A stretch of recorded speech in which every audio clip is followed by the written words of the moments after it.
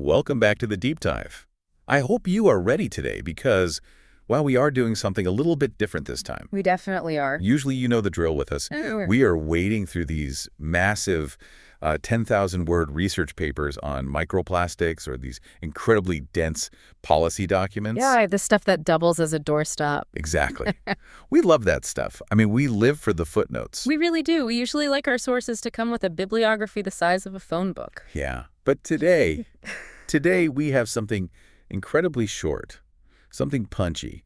And honestly, it is pretty emotionally charged. We're looking at a manifesto. It is a massive departure from our usual fare. But, sometimes the shortest texts actually carry the most weight. Right. Because they aren't trying to prove a mathematical theorem. They are trying to start a fire. That is a perfect way to put it. So the piece we are looking at today is titled Boys Can. And if I really had to describe it in one sentence, it feels like a pep talk for half the population. I think that is a fair starting point. But I will say, calling it a pep talk might actually undersell the rhetorical strategy at play here. How so? Well, a pep talk is what you get before a football game, right? This is really a counter-narrative. It is a document written very specifically for boys and men who feel like the modern cultural script has kind of written them out. Or worse. Right, or worse. Cast them as the villain by default. Yeah. Reading through it, it is written as a direct affirmation.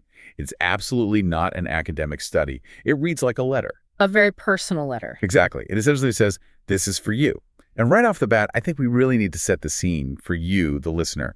We are going to unpack this text line by line today. We really want to get into the weeds of the specific grievances it lists. Yes, the grievances, the solutions it proposes, which really seem to center heavily on brotherhood and self-acceptance. And we want to unpack this specific definition of a fully realized man that the author is pushing for. And just a very quick note on our approach today before we really dive in. Please. This text touches on gender, culture, masculinity. These are topics that can get pretty heated. I think we all know that. So our mission here is absolutely not to take a side in the broader culture war. Right. We are not here to endorse anything. Exactly. We aren't here to say this text is definitively right or this text is definitively wrong. We are here as analysts. We want to understand the what and the why of the document itself, impartially. We are looking at the mechanics of the argument, like what buttons is this author trying to push? Why does this piece feel so urgent? Because it really does have an intense urgency to it. It does. Yeah. When I first read this, the very first thing that hit me was that intensity. It feels incredibly personal. It feels defensive, sure, but also incredibly empowering if you happen to be the target audience. That is because it creates this immediate intimacy. It uses what we call in rhetoric direct address. To you. Yes, it speaks directly to you. It doesn't use passive language like men often feel alienated. It literally says, for decades you have been told. Wow. Yeah, that distinction really matters. It changes everything. It immediately validates the feelings of alienation that the reader might be sitting alone with in their room. It turns the text into a private conversation between the author and the reader, effectively shutting out the rest of the noisy world. And there is this palpable sense of why now built into the text. It actually refers to itself as an affirmation for a generation that was never supposed to need one. That line is so telling. It really stuck with me. Never supposed to need one. It is fascinating because it implies that there was an era, a time, when men simply didn't need a pep talk. Like it was just built in. Right. It implies that confidence, ambition, and a baseline sense of worth were just assumed. They were the default setting for men. So the implication the author is making is that something fundamental has shifted. The default has been changed. Exactly. It suggests a widespread crisis of confidence. The foundational premise of the entire text is that the natural confidence or standing of men has been actively eroded, and not by accident, but by a very specific social narrative. The author is basically arguing that men have been systematically deconstructed. Yes. And that brings us right to the first major section of the manifesto, which is essentially the diagnosis. Let's unpack that diagnosis. Yeah.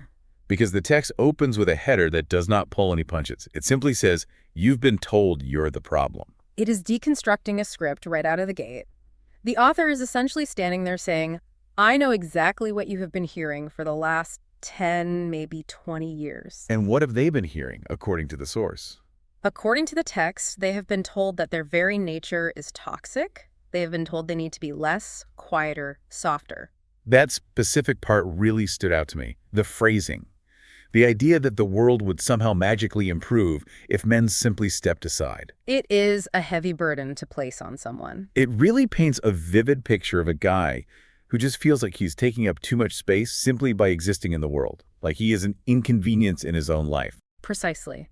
The text is specifically targeting that feeling of being viewed as a problem to be solved, rather than a person to be valued. The author argues that men have been socially conditioned to apologize for their inherent traits.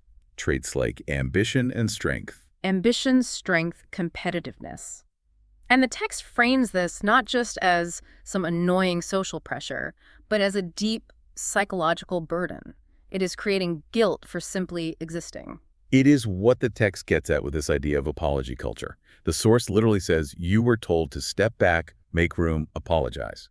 And you can see how that resonates. Oh, completely. I think a lot of guys reading this would just be nodding their heads along, even in normal everyday situations like the workplace, right? There was this built-in hesitation now. The internal monologue of, I don't want to be the loud guy in the room. Exactly. I don't want to be seen as aggressive or taking over. So what do? They shrink. They shrink. And the argument this text makes is that the shrinking is not just damaging to the individual men, but it is actually damaging to society as a whole. But before we get to that broader societal damage, we really have to look at how the text tries to mentally reverse this for the reader. It leads into what I think is probably the most provocative, rhetorical flip in the entire document. Ah, the slogan inversion. Yes. So we are all incredibly familiar with the slogan, girls can do anything boys can do. Absolutely. It has been on T-shirts, in commercials. It has been a cultural mantra for, 40 years now? Easily. And look, it was designed to break barriers. It had a very clear purpose. But this text takes that exact phrase and completely inverts it. It really does. And I have to admit, when I first read this line in the source material, I genuinely did a double take. Because it says, boys can do anything girls can do and do it even better. It is a massive jolt to the system, isn't it? A jolt. I mean, it sounds almost arrogant at first blush. It sounds like it is actively picking a fight. It feels like playground bragging, like I could do it better than you. Right. Is that really the sophisticated argument here? Is the author just trying to establish superiority? Well, it is certainly designed to provoke that exact reaction from a casual reader. But if we hold on and peel back the rhetorical layers here, there is a lot more going on. Look at the argument that immediately follows that line. The text is not just making some juvenile claim about biological ability. It is making a very deep structural claim about standards and benchmarks. Oh, walk me through that. How does it reframe the benchmark? Think about the grammar of the original slogan. Girls can do anything boys can do. Logically speaking, what is the benchmark in that sentence? The boys. The boys are the standard that the girls are aspiring to match. Right. Historically, that slogan inherently implied that boys were the gold standard of achievement. You can be as good as the boys. Okay, I'm with you. But the text argues that while boys were continually held up as the standard to beat, they were simultaneously being told by society that the standard itself was wrong. Oh, wow. That the way boys did things, doing things competitively, aggressively, stoically, was suddenly toxic or broken. Okay, I see exactly where this is going now. It creates a total paradox for young men. A massive psychological paradox. The message basically becomes, be the standard everyone wants to reach, but also stop being like that. It is incredibly confusing. It basically tells a young boy, your results are desirable, but your methods are inherently bad. That is a total head spinner. So Yep. This flip, boys can do anything girls can do and do it even better. That is really about reclaiming the right to simply aspire. Exactly. It is not fundamentally about denigrating girls at all. It is about recentering the boy in his own narrative. The text explicitly says you have just as much right to aspire, to achieve, to dream. So the phrase do it even better is more of a rhetorical hyperbole. Yes, it is designed specifically to break that cycle of apology. It is grabbing the reader by the shoulders and telling them, you do not have to shrink. You do not have to pretend you aren't good at things just to make space for someone else. It is giving them explicit permission to be competitive again. It is saying, if you are good at something, dominate it. Do not feel bad about winning. Yes.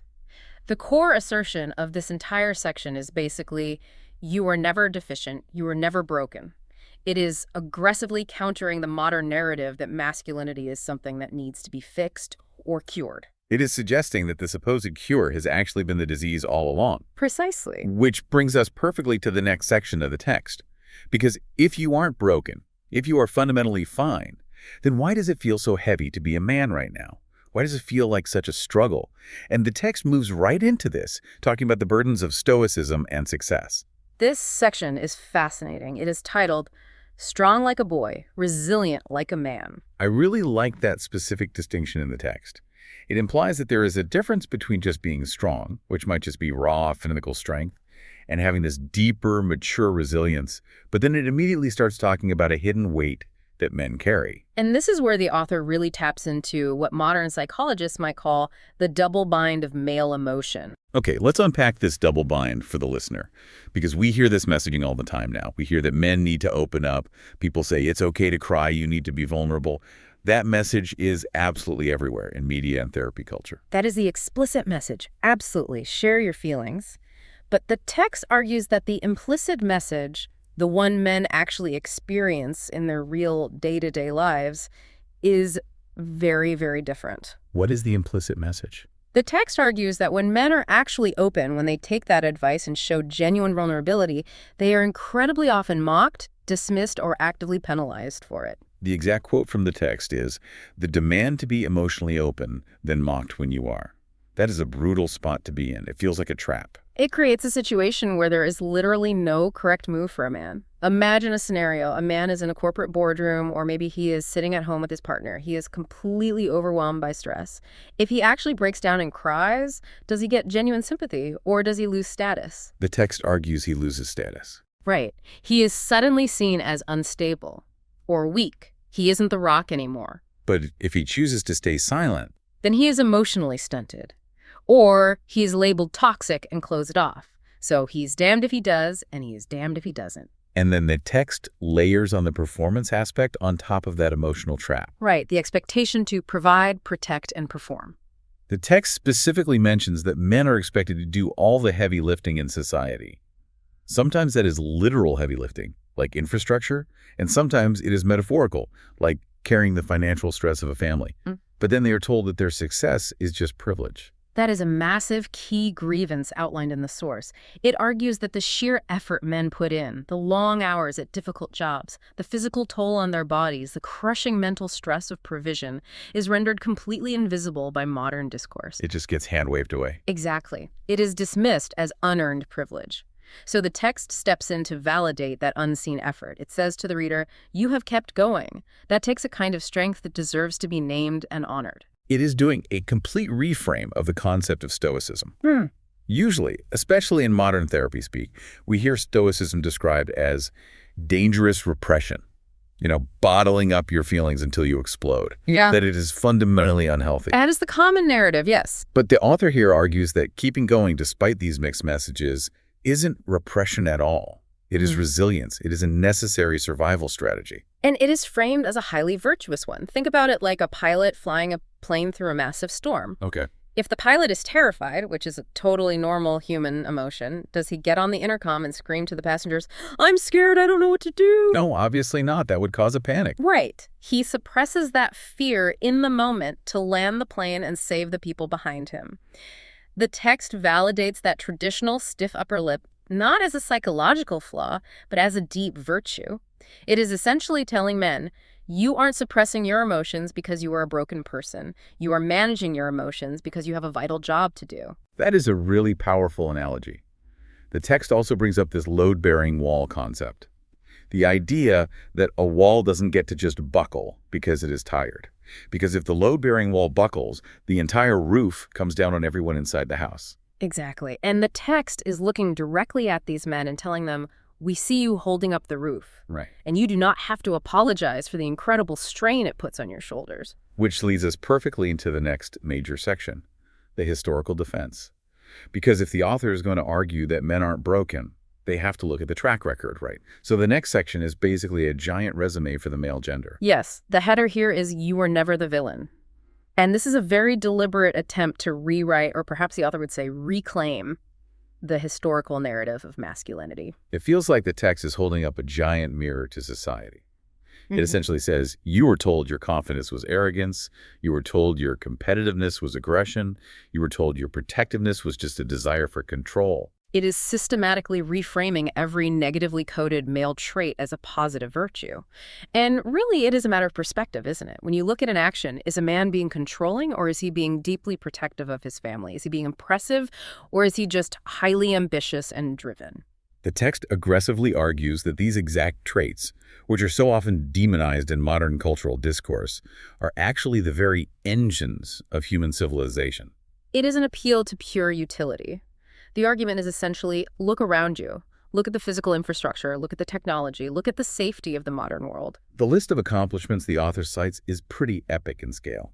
The text says men built civilizations, crossed oceans, cured diseases, raised families, laid down their lives for others. The author is arguing that these incredible feats didn't just magically appear out of thin air. They were built largely by men using the very traits like aggression, drive, obsession, risk-taking that society is right now telling them to suppress and medicate away. It specifically mentions that sacrifice element too. Laid down their lives for others. That is a really big one in the text. It functions as the ultimate counter-argument to the whole idea of toxic masculinity. It is basically asking the reader, how can masculinity be inherently toxic if it is the very thing that is willing to die to protect you? Exactly. It frames core masculinity as inherently and beautifully sacrificial. Historians and sociologists might refer to this as the disposable male hypothesis. What is that exactly? It is the anthropological idea that human societies have almost always used men for the most dangerous, high-mortality jobs in order to ensure the community itself survives. Like going to war. War, deep-sea fishing, coal mining, building skyscrapers. Men take the risks so the society lives on. And the text is basically saying you don't get to comfortably benefit from the coal keeping your house warm and then turn around and hate the miner for being rough around the edges. That is exactly the sentiment. And the core message to the modern listener reading this is all about legacy. It says to them, you come from that. You carry that exact same potential. It is trying to instill a profound sense of historical pride in a lineage, rather than the shame the author believes is being actively pushed on them today. Yes. It is telling the regular guy working a standard 9-to-5 job in a cubicle, hey, you share DNA with the guys who stormed beaches and built the modern world. Do not forget that. So we have covered the diagnosis, the idea that you are not the problem. We have covered the historical defense that men built the world. Now, let's pivot and look at the proposed solution. Because a good manifesto isn't just about complaining about the past or the present. It has to be about direction. So the text shifts its focus entirely to the future. Right. Section 4 is titled, The Future Needs Men. This part felt very forward-looking to me. It is no longer just about what men did historically, but what they actively need to do going forward. And it starts by flatly rejecting what it calls the shamed into silence version of modern men. The text is incredibly clear on what it is rejecting here. It absolutely does not want a generation of men who have been taught to self-hate. It argues, quite logically within its own framework, that a man who doesn't know his own worth is fundamentally useless to the future. Because if you are constantly apologizing for your very existence, you can't step up and lead. You can't build anything stable. Precisely. So what exactly is required? The text lays it out as a list. It says the future requires men who build, men who lead, men who actually stand for something. Yeah. And there is this really interesting note tucked in there about intergenerational impact. Yes, the part about raising children. It talks about the critical importance of raising sons who aren't afraid to be strong, and equally importantly, raising daughters who aren't socially taught to resent their fathers or to view men with default suspicion. That implies the author sees a deep fracture in the modern family dynamic, and that this fracture is directly caused by these negative cultural scripts. Correct. It suggests that if we as a society keep telling young boys they are broken or toxic from birth, we are eventually going to break the foundational structure of the family. Which leads us to the text's definition of what it means to be good. And I have to say, this might be my favorite part of the entire analysis because it directly tackles the whole idea of the nice guy. We hear that term constantly. Oh, he's a nice guy. But usually when people say nice guy, now it is kind of a backhanded compliment, isn't it? It usually just means someone who is harmless. Yeah. Or a pushover. Exactly. And the text explicitly, aggressively rejects the feminization of men as a valid path to virtue. It literally says, you don't need to be feminized to be good. That is a very heavy, loaded sentence. What exactly does the author mean by that in this context? It is challenging the creeping cultural idea that the only way for a man to truly be considered a good person today is to adopt stereotypically female behavioral traits. Meaning he has to be softer, quieter, more passive, endlessly agreeable. Right. The text argues that forcing men into that mold results in a completely diluted, hollowed-out version of the self. So it is telling the reader, don't water yourself down, don't just be nice, be... What is the alternative? Be good. And the text makes a massive philosophical distinction between the two. The text is not arguing for men to revert to being brutes or cavemen. It is arguing for a highly disciplined synthesis. It presents the ideal, fully realized man as a duality. Yes, the duality. It says a man should be strong and kind, ambitious and generous, competitive and cooperative. This is the absolute key integration of the entire manifesto. The critical insight here is that the text flatly refuses to separate these traits. It argues that genuine kindness and fierce ambition are not mutually exclusive at all. They actually feed into each other. Exactly. In fact, the underlying argument is that you can only be truly generous if you are first ambitious and capable enough to have acquired something to give away. That makes perfect logical sense. You literally cannot give money to a charity if you haven't been driven enough to make any money in the first place. You cannot step in and protect the weak if you are fundamentally weak yourself. Precisely.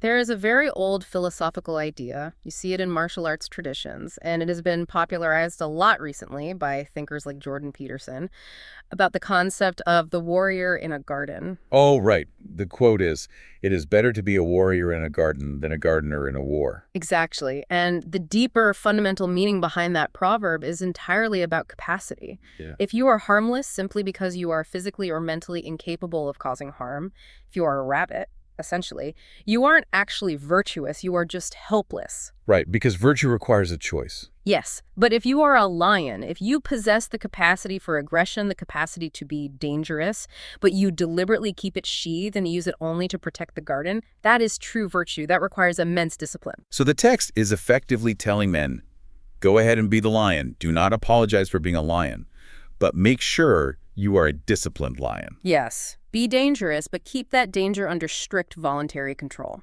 The text calls this state being fully human. It is a total rejection of the modern binary choice between being a destructive, toxic alpha or being a weak, passive beta, it says. Be the whole integrated package. But the author knows you can't do that alone. Even lions have a pride, right? And that brings us to Section 5, which focuses entirely on brotherhood. The header is, Boys Support Boys. This is the manifesto's major call to action for social bonding. And once again, it is actively pushing back against a prevailing cultural narrative. Yeah. We very often hear about boys' clubs framed as an inherently negative thing in the media. Right, the exclusionary old boys network. It is always framed as a barrier to progress. Exactly. But the text directly challenges that framing. It argues that exclusive male bonding is actually absolutely essential for a man's mental health and survival. It gives a very clear directive. It says, find your brothers.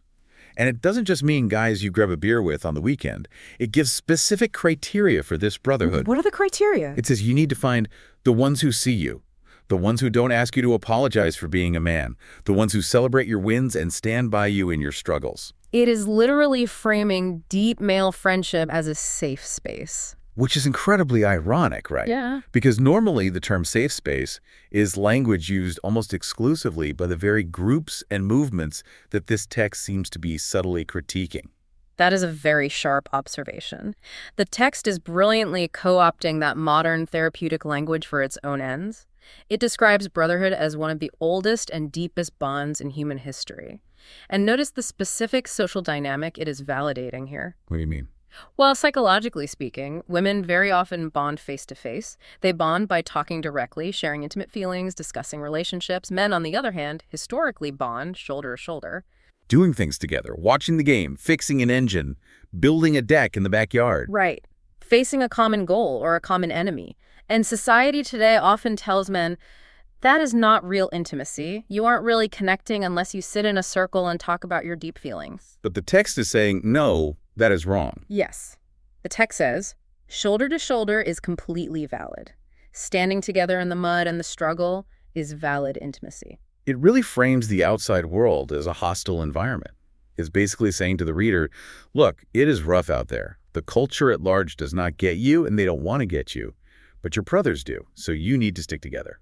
It is a sanctuary argument. If the broader world tells you that you are wrong simply for existing, you desperately need a microcommunity that enthusiastically validates your existence. It functions as a necessary defense mechanism against that crushing psychological isolation we talked about in the beginning. The text explicitly tells them to protect it, meaning protect that bond from outside interference. So we have really gone through the entire arc of the argument now. We have seen the initial diagnosis, the historical defense, the redefinition of what makes a good man, and the urgent need for a team or brotherhood. Which brings us to the conclusion of the manifesto. The text ends with one final ringing charge: stand tall, dream big, build what matters. And the absolute core message of the entire piece boils down to just 4 words at the end. Boys can, men do. That feels like a massive shift from potential to action, doesn't it? It is the ultimate pivot. Boys can is entirely about permission. It is the text saying to the reader, you are allowed, the door is finally open, the restrictions are off. And then men do is the follow-through. Exactly. Men do is about taking full responsibility. It is saying, okay, now that you know you are allowed, you have absolutely no more excuses. Go out there and take concrete action. And the very final reassurance of the text is simply, you've got this. It really does end on that intimate pep talk note that we noticed at the start. It brings the massive scale of the argument right back down to the deeply personal. After all the grand talk of building civilizations and historical legacy and gender politics, it just ends with a hand on the shoulder. It is a moment of quiet connection. So let's zoom out a bit. We have unpacked this entire thing. We've looked at all the gears and the levers the author is pulling. What does it all synthesize into? If we try to synthesize this whole deep dive, the text really takes the reader on a psychological journey. It deliberately moves them from a place of feeling accused and marginalized, the you're the problem phase, to a place of intense historical pride, the you built this world phase, and finally lands them on a call for concrete action and brotherhood. Its primary goal, above all else, seems to be providing a completely new script. If the old cultural script they were handed was essentially, sit down, shut up, and apologize, this new script is aggressively, stand up, refuse to shrink, and build. And again, the most vital part of that new script is the integration we discussed. The author is not asking men to stop being loving or to stop being kind fathers and partners. It is arguing that those softer traits must organically coexist with strength and drive, rather than replacing them entirely. Right. It really represents a strong, articulate pushback against the toxic masculinity narrative by offering a very clear alternative view of what healthy masculinity looks like, one that is firmly rooted in traditional virtues rather than postmodern deconstruction. It is definitely a text that is going to deeply resonate with a lot of guys who feel totally lost or alienated right now. I can easily imagine a 20-year-old kid reading this and feeling like someone finally turned the lights on in a dark room for him. Absolutely. For its target audience, it offers a shocking amount of clarity in what feels like a very confused culture. But, it also raises a final, highly provocative question for everyone, regardless of their gender or politics. What is it, that final thought for the listener? Well, the text explicitly argues that the modern world implies men should step aside to make room. But the text vehemently advises men to stand tall and flatly refuse to shrink. So the question is, if men universally follow this advice, if they entirely refuse to step aside, how does that fundamentally change the future dynamic of leadership, of workplaces, and of romantic relationships? Right. If everyone is suddenly standing tall and refusing to shrink, does the room just get too crowded, or do we actually end up building a bigger room together? Exactly. Is the friction that is inevitably generated by this, the competition, the unapologetic drive, is that friction actually necessary for human progress? Can we actually build a world where boys can, girls can, and everyone ends up doing even better precisely because of that heightened competition? That really is the ultimate question here. Does strong, unapologetic masculinity naturally crowd out femininity? Or does it actually create a stable, protective structure where both can genuinely thrive? The author of the text clearly believes the latter. The fundamental belief here is that strong, realized men make the world significantly safer and more prosperous for everyone else. But as always, that is for you, the listener, to mull over and decide for yourself. That is definitely something heavy to chew on. Boys can. It is a short text, but man, it's a deep ocean of meaning and rhetoric. We went really deep today. We certainly did. We covered a lot of ground. Thanks for diving in with us today. We will see you all on the next one. Stay curious.